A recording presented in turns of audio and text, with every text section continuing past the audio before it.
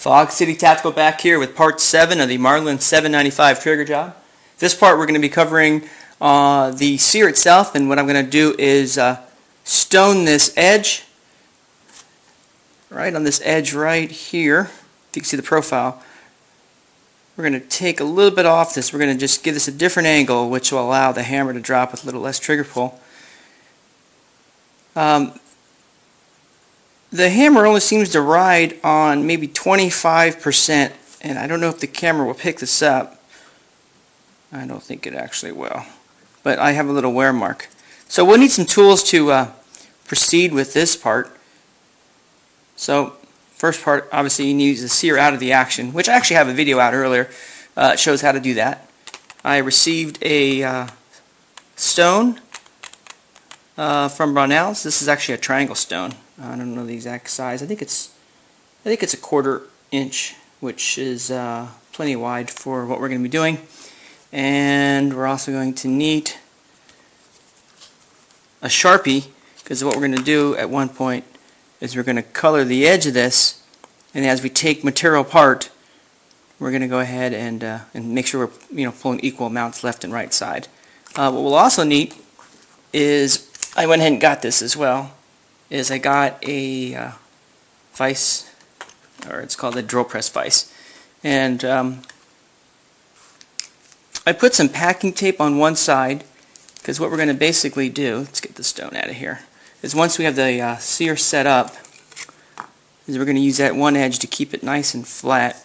We're going to go up and down on that. So let's get started. Let me go ahead and get the Sear in the vise, and basically what you want to do is have it in here, and I'm going to try to put it down as low as I can, because I don't want to take too much off.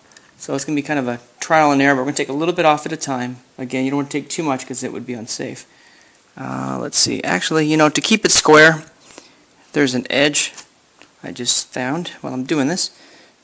Right here, I'm going to set that on top of the vise flat spot.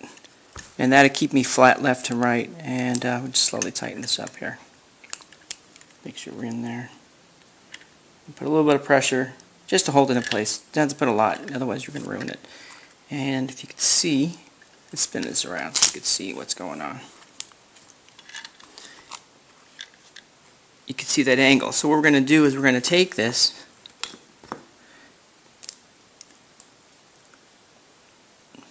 put the stone here, and then we're going to work it back and forth. Again, I got this tape on here to protect the stone and just a nice little smooth surface. So let's go ahead and get our little black Sharpie out. I'm going to put some black ink on here so we can make sure we're pulling off equal amounts left and right.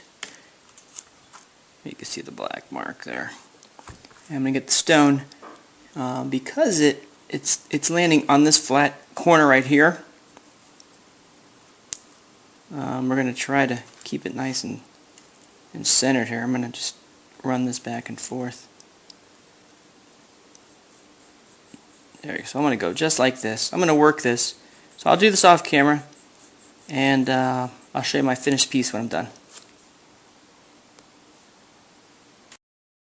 Alright, I went ahead and worked for about, it must have been 20-30 minutes, because I was trying to go really slow. And I can see now there's an edge, and let's see if I can show this, if we get this in the light. So the profile from the side, you really can't see much of a change, but because I put that black marker on there, I could see that there's a shiny spot right on the edge, and if I catch the light just right, you can see it. See that shiny spot right there?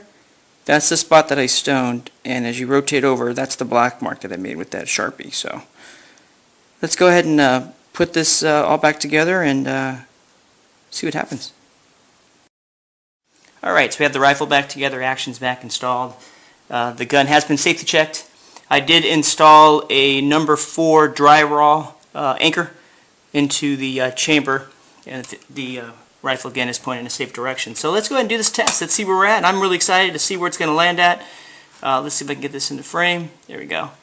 And see where it lands up at. Alrighty. Well, I'm very happy with where it is at right now. I have 2.5 pounds, which is right where I want it to be.